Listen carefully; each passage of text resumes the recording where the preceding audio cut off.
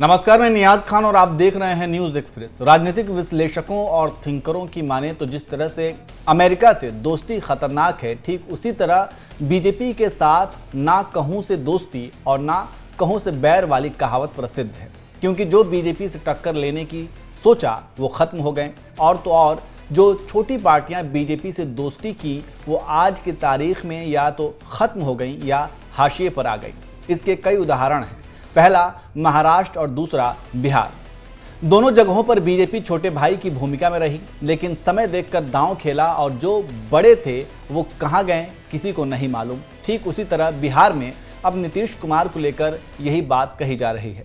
खबरों की माने तो बिहार की राजनीति में एक बार फिर हलचल तेज है। जेडीयू जो कभी पूरी तरह नीतीश कुमार के इर्द गिर्द घूमती थी, आज उसी पार्टी के भीतर खींचतान खुलकर सामने आने लगी है। सवाल सिर्फ इतना नहीं है कि पार्टी में गुटबाजी क्यों बढ़ रही है, असली सवाल यह है कि क्या नीतीश कुमार का राजनीतिक प्रभाव अब पहले जैसा नहीं रहा, और क्या बीजेपी उस रणनीति पर काम कर रही है जिसका संकेत उसके शीर्ष नेतृत्व ने वर्षों पहले दे दिया था। बीजेपी के पूर्व राष्ट्रीय अध्यक्ष जेपी नड्डा ने एक बार कहा था कि एक दिन देश में क्षेत्रीय दल धीरे धीरे खत्म हो जाएंगे और भारतीय जनता पार्टी ही राष्ट्रीय राजनीति की सबसे मजबूत ताकतवर बनकर उभरेगी। उनका तर्क था कि विचारधारा पर आधारित दल लंबे समय तक टिकते हैं, जबकि परिवारवाद और व्यक्तित्व आधारित क्षेत्रीय दल समय के साथ कमजोर पड़ जाते हैं। उस समय इस बयान को विपक्ष ने राजनीतिक बयानबाजी बताया था, लेकिन बिहार में जो हालात आज दिखाई दे रहे हैं उन्होंने इस बयान की चर्चा फिर से शुरू कर दी है।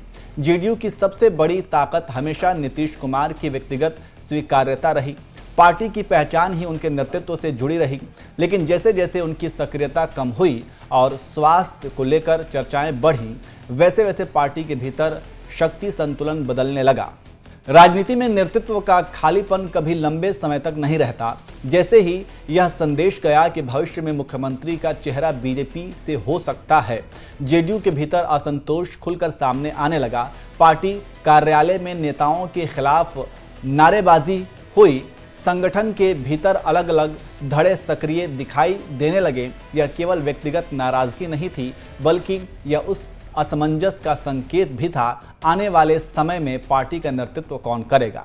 चर्चा यह भी होने लगी कि पार्टी के भीतर नेतृत्व का संघर्ष सामाजिक समीकरणों तक पहुंच गया है। एक ओर कुछ नेता संगठन की मौजूदा व्यवस्था के साथ दिखाई दिए, तो दूसरी ओर पिछड़े वर्ग के नेताओं ने अपने प्रतिनिधित्व को लेकर सवाल उठाने शुरू कर दिए। जानकारों की माने तो पार्टी के भीतर यह संदेश गया कि फैसले अब सर्वसम्मति से नहीं बल्कि अलग अलग शक्ति केंद्रों के प्रभाव से में फैसले लिए जा रहे हैं।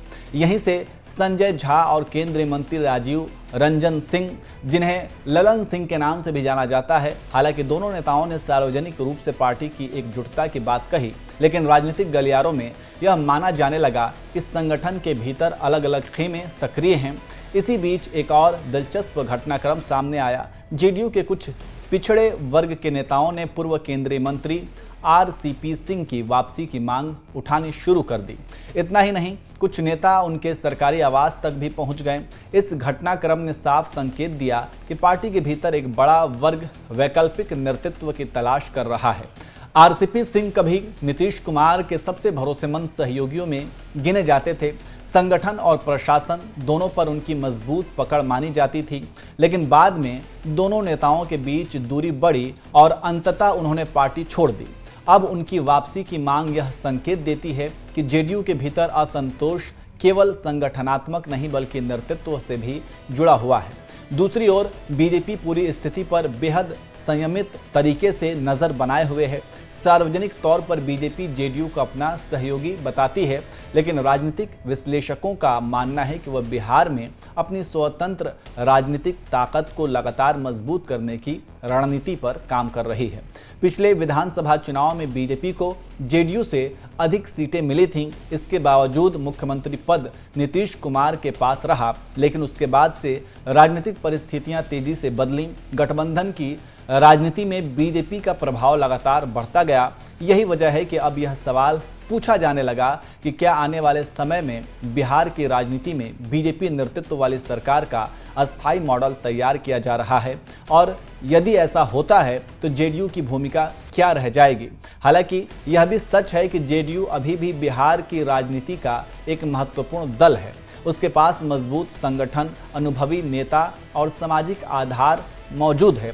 इसलिए यह कहना जल्दबाजी होगी कि पार्टी समाप्ति की ओर बढ़ रही है। लेकिन इतना जरूर है कि जिस पार्टी में कभी हर निर्णय पर अंतिम मुहर केवल नीतीश कुमार की होती थी, आज उसी पार्टी में अलग अलग आवाज़ें खुलकर सुनाई दे रही हैं। यही बदलाव सबसे बड़ा राजनीतिक संकेत माना जा रहा है। अब निगाहें इस बात पर टिकी हैं कि क्या जेडीयू समय रहते अपने भीतर के मतभेद सुलझा पाएगी, या फिर यह अंदरूनी संघर्ष आने वाले चुनाव में उसके लिए बड़ी चुनौती बन जाएगा।